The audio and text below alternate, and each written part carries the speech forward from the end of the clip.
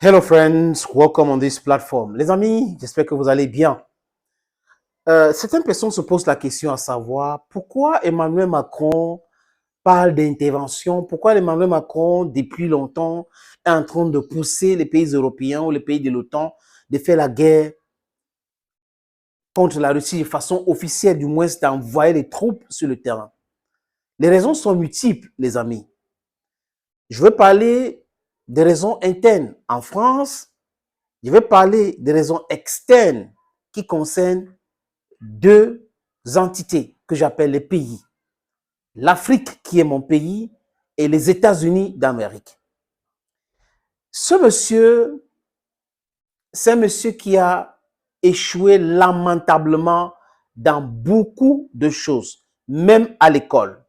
Écoutons Charles Gaff qui parle de Macron en ces termes. Macron était bête. Pourquoi? Pour une raison très simple, si vous voulez, c'est qu'il a raté 3 fois Normal Sup. C'est vrai.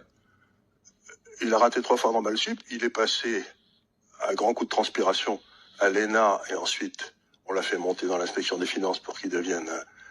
Mais c'est un homme qui n'a aucune intelligence des situations. C'est-à-dire que il est juste Un but de sa personne. un but de sa personne et persuadé qu'il est quelqu'un de tout à fait spécial. Moi, j'ai toujours dit, cet homme est idiot. C'est exactement cela. Quand vous avez quelqu'un qui est prétentieux, mais quand en réalité c'est un complexé, ça donne tout ce qu'on est en train de voir là. C'est-à-dire qu'il commence toujours par la fin, au lieu de commencer par le commencement.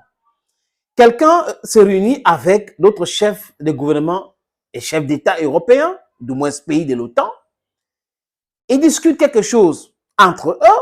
Personne ne lui a demandé d'aller en public parler de ça et pas parler d'envoi de troupes en Ukraine au sol.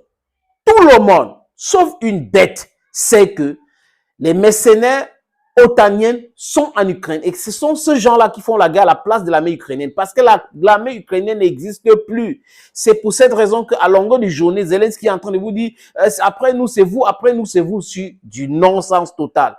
Première mobilisation, deuxième mobilisation, troisième mobilisation, quatrième, cinquième mobilisation, on oblige même des vieilles personnes d'aller faire la guerre. Ça explique tout. Qu'ils n'ont plus la capacité de se défendre. Donc l'OTAN est là-bas. Et quand la Russie dit, par exemple, qu'on a détruit le QG des mercenaires otaniennes à Kharkiv, oh, le ministère des Affaires étrangères français a eu, non, vraiment, c'est une vérité. À Kherson, exactement la même chose, les amis. Donc, vous avez des gens qui passent leur temps à mentir parce qu'ils sont incompétents, parce qu'ils ne veulent pas voir la vérité en face. C'est le cas d'Emmanuel Macron.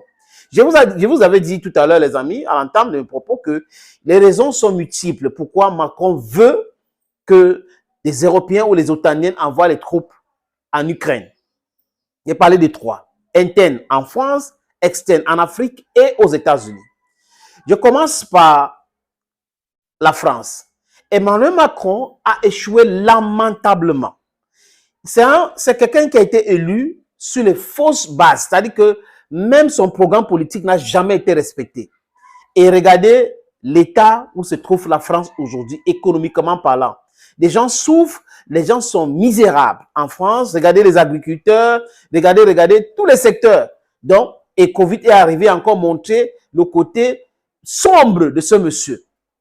Un monsieur qui ne conseille pas la procréation, mais qui va envoyer les enfants des autres faire la guerre pour ses intérêts. Donc, c'est le président des plus riches qui appauvrit davantage les Français.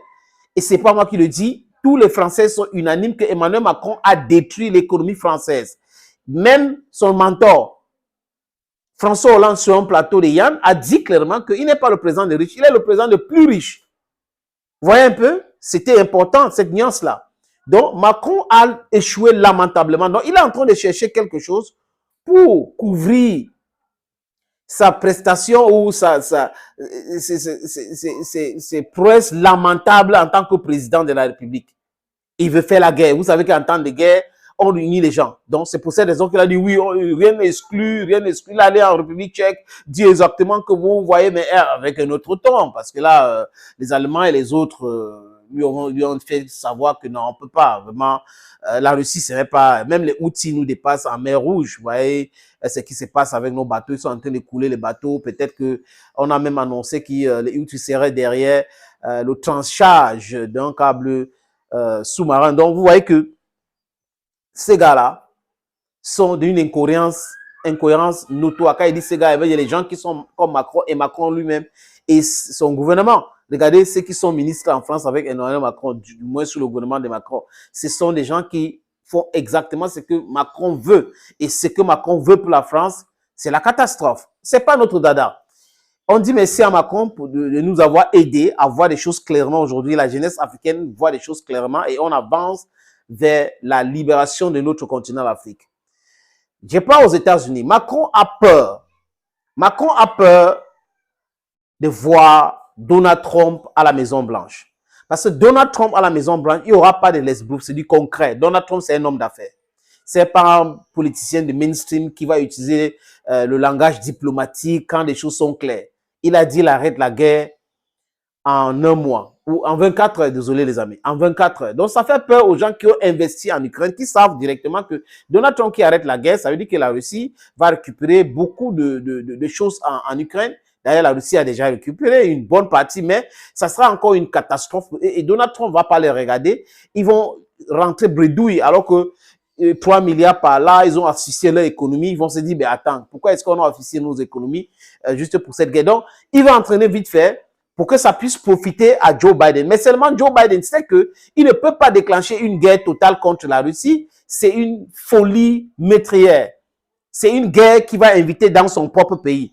Et il sait qu'il sera, son impeachment sera acté directement, les amis. Faire une guerre où on va bombarder les États-Unis, ben, c'est inenvisageable. Donc, Sleeping Joe n'est pas d'accord avec lui. Il va entraîner d'autres pays européens.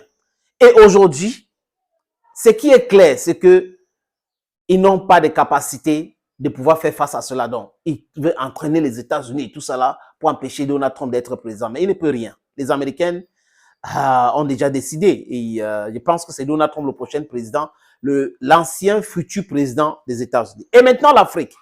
Pourquoi Emmanuel Macron veut faire la guerre contre la Russie à tout prix et à tous les prix? C'est parce que, de façon systématique, la France perd son influence en Afrique, son influence du banditisme, du vol, du pillage.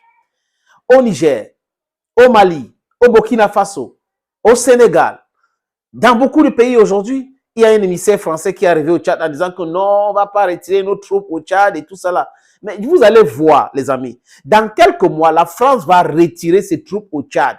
La France n'a pas le droit de mettre ses militaires sur le sol africain. Au nom de quoi ce pays impérialiste, esclavagiste, va venir chez nous imposer les militaires. Pour faire quoi? Ils doivent aller sécuriser la France. L'Afrique va sécuriser ses frontières et la France, ses frontières. C'est de ça qu'il est question aujourd'hui, les amis. Voilà donc pourquoi Macron pense que il faut tout faire pour faire la guerre contre la Russie. Mais la France a toujours perdu les guerres. Hein. Toujours. Si la France gagne une guerre, c'est parce que la France a entraîné les gens avec elle. Contre la Libye, si la France était seule, la France ne pouvait pas gagner la Libye. Hein.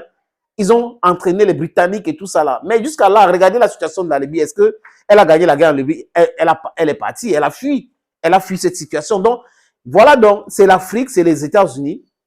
Et c'est la situation chaotique économique de la France qui émane de la malgouvernance d'Emmanuel Macron qui veut camoufler avec cette soi-disant intervention en Ukraine avec les troupes au sol. Mais ils seront fourvoyés.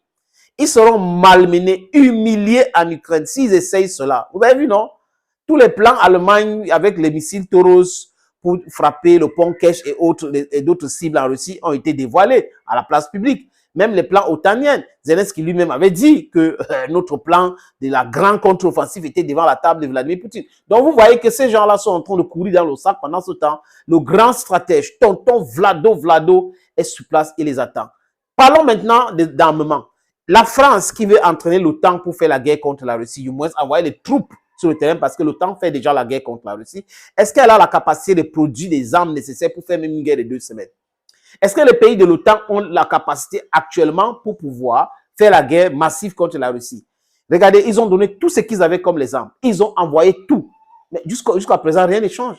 La Russie fait que progresser. Donc, ça montre leur incapacité de produire les armes. Même les obus de 155 milli, ils n'ont pas.